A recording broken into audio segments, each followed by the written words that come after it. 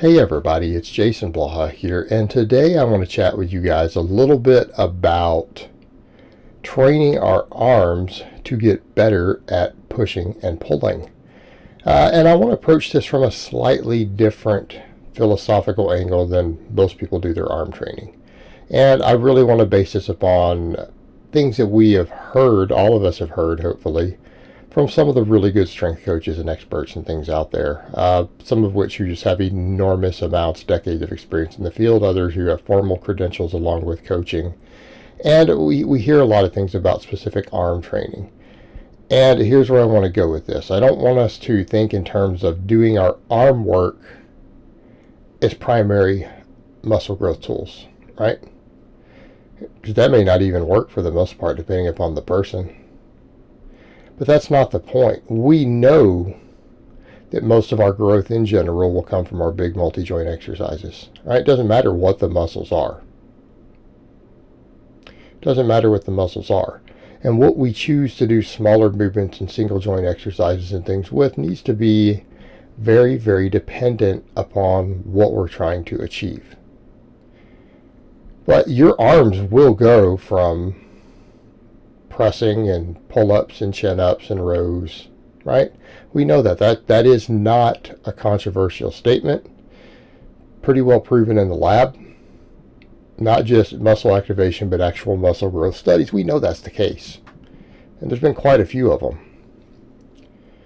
The problem we run into is one of weak point training and looking at things like recoverable volume. Okay. And I'll give you guys some easy examples first. We start looking at triceps. You'll hear Louis Simmons, including even in his book of methods, which I do have. Not saying it's the easiest book in the world to read, but it has good information. But he points that out, that really triceps themselves don't get trained maximally with a lot of pressing. I mean, he's aware of that. And that's supported by some of the data that's out there too, but he's aware of that, and he's pointed that out. And his logic is that, look, we just don't see guys tear triceps on benching. We know that they contribute enormously, but we don't see injuries there. That's never where you see someone get hurt. It's a pec, it's a shoulder. Triceps never get fully worked to the point to where they're at risk, which also means that if we're doing a lot of pressing,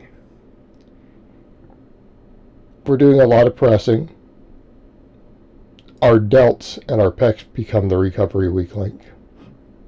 They become the recovery weak link, which means we usually have a lot of recovery left. A lot of recovery left in the triceps.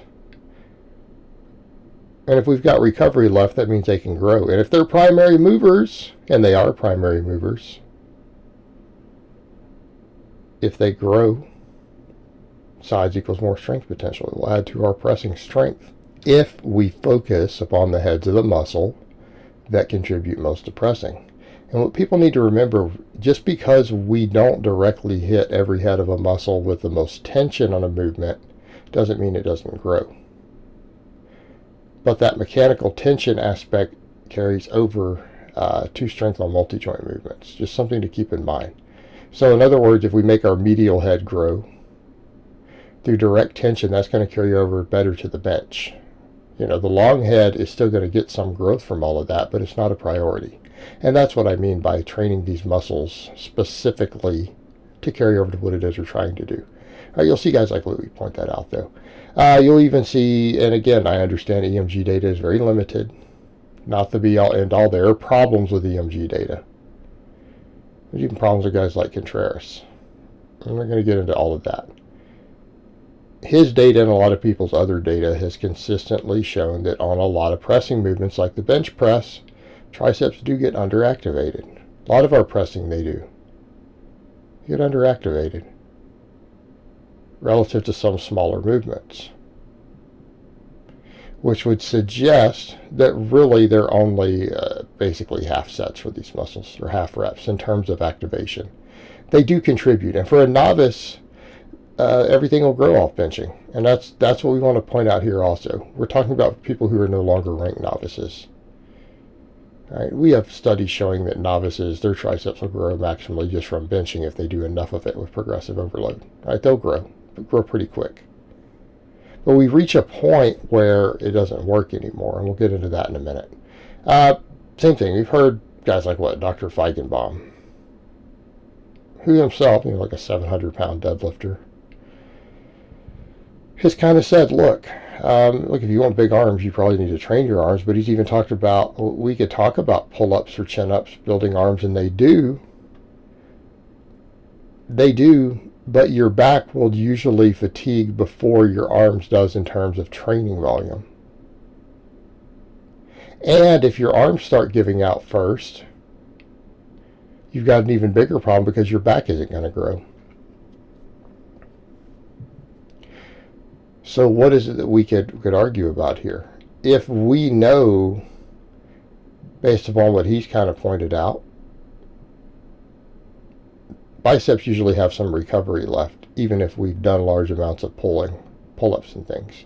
Now, why is that? Well, it could be other factors. It's not just the line of pull of the muscles. It has to do with the fact that a lot of our back exercises, our back is already fatigued from our other work, because we're all doing other stuff, right? We're all deadlifting, aren't we? Yeah, all of us. If you're not deadlifting, I don't know what you're doing here, by the way. The strength channel. We're doing all sorts of back stuff. Could be deadlifts, cleans, good mornings. Doing a lot of back work. That fatigues a lot of parts of the back. Right? That fatigues a lot of parts of the back. It can be problematic. It can be problematic for maximizing arm development because our overall fatigue is already higher in one of the primary movers. Okay. By the way, pre-exhaustion doesn't work. It's been studied. Forget that, bodybuilders. You guys get away with that because you use enough drugs. That's it. But back over to the point. You go look at stuff like Dr. Mike's put out.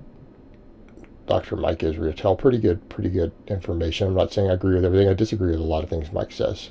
But look at his stuff talking about maximum recoverable volume in different body parts. He's pointed out things like arms and delts tend to have a little bit more maximum recoverable volume than a lot of muscles of the trunk. Pecs, lats, things like that, right? So if that's the case, they can handle more training volume. And if we can handle and recover from more volume, we're possibly leaving gains on the table. So if our biceps and our triceps can handle more total training volume than our pecs and our lats, wouldn't it behoove us to throw a little bit more training volume at them? Actually would. Makes a lot of sense. If they can handle a little more volume, which means we need to come in and do smaller movements, because how do you throw more volume at them without hitting your chest? Well, we could do a ton of overhead pressing, and that would help too for triceps. I do it. But we come back to that point. How often do the triceps become a weak link even in your overhead pressing? Pretty often. Might be a good idea to do both. If you want to bring your bench up, want to bring your pressing strength up overall. Right? And I've even heard Louis Simmons say, if you guys get the West Side newsletter, when in doubt, do more triceps.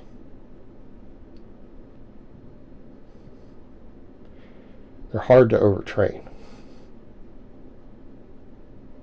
Not saying you can't do it. Now, you might reach a point to where you're not seeing any additional growth from the volume and it turns into junk volume.